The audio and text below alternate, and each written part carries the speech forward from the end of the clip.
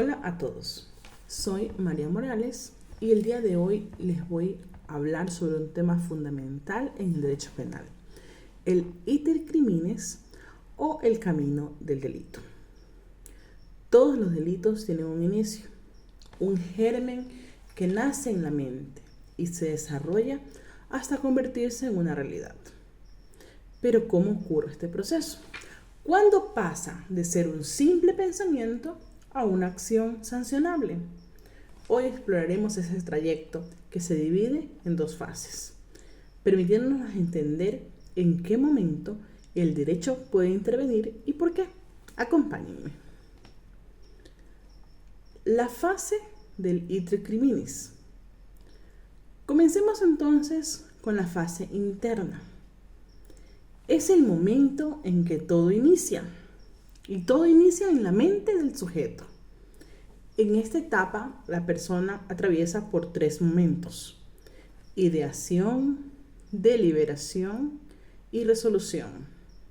Es decir, imagina el delito, analiza los pros y contras de cometerlo y toma una decisión.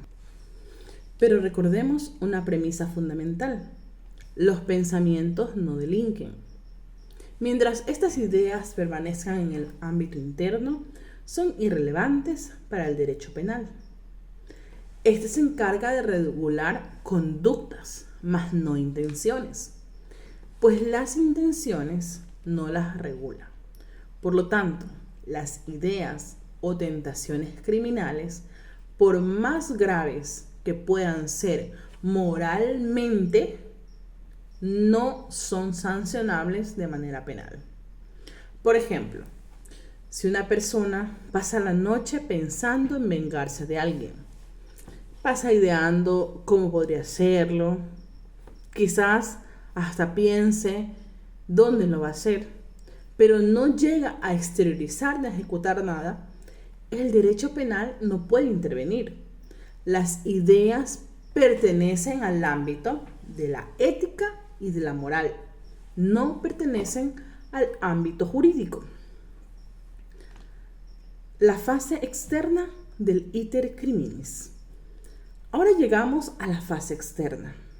Es donde el pensamiento comienza a tomar forma en el mundo real. Esta fase tiene tres niveles claves: las resoluciones manifestadas, los actos preparatorios y los actos ejecutivos. Les voy a invitar a que analicemos cada uno. Las resoluciones manifestadas. Estas marcan la transición entre lo interno, lo que estaba en mi pensamiento, y lo externo.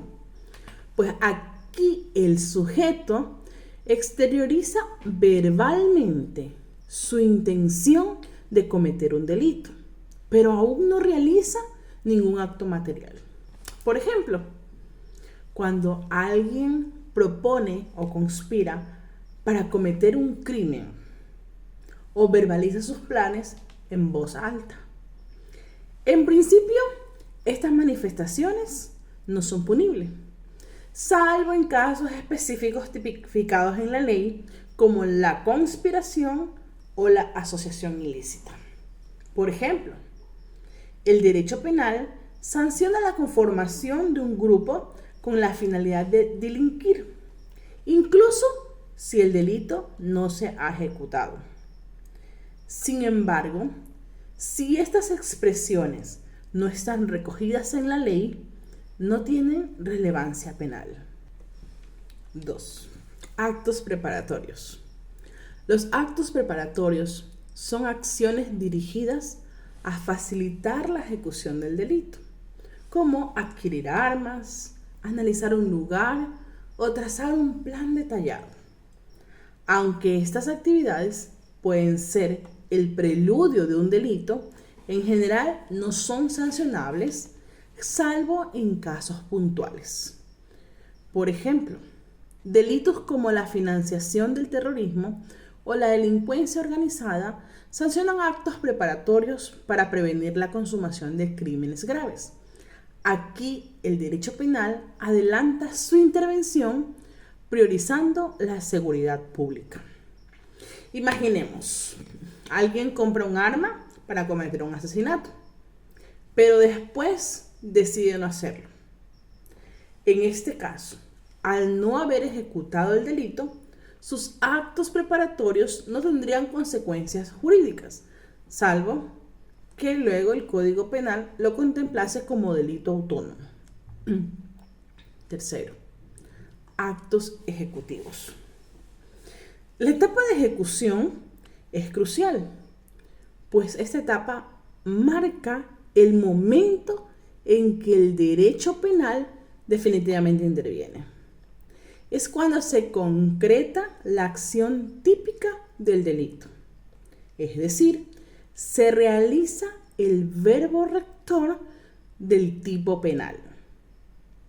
Por ejemplo, en el delito del homicidio, cargar un arma y apuntar a la víctima no basta.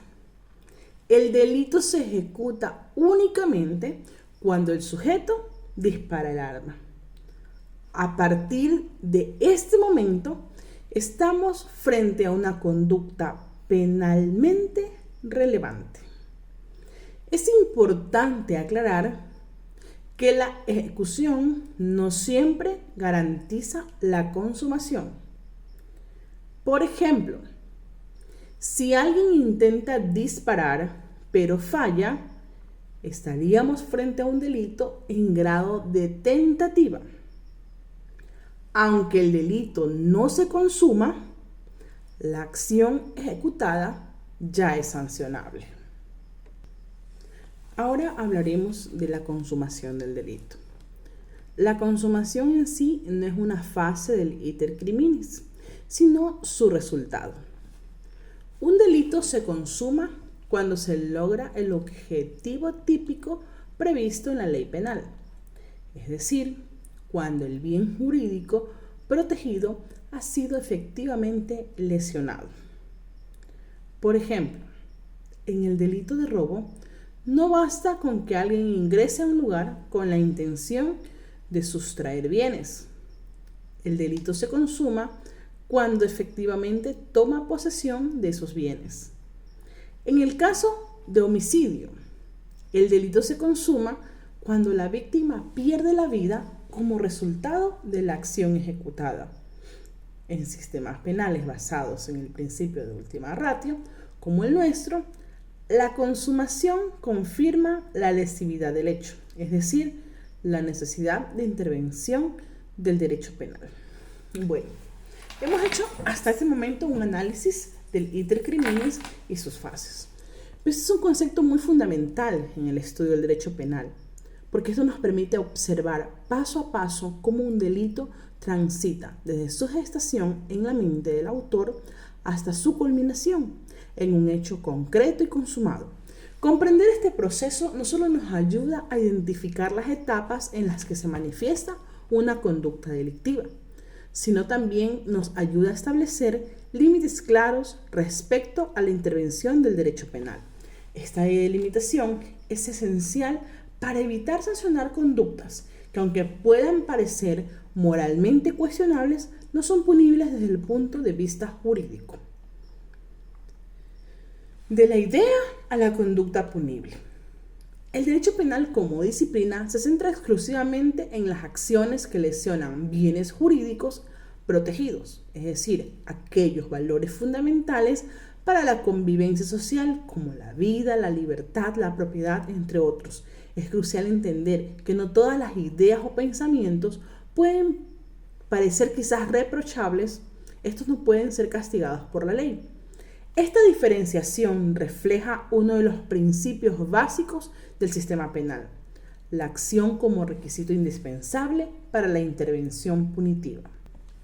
Es en este sentido que el iter criminis no solo describe el desarrollo del delito, sino que también delimita en qué momento una conducta pasa de ser irrelevante para el derecho penal, como las ideas internas o los actos preparatorios, a convertirse en una acción que merece ser sancionada.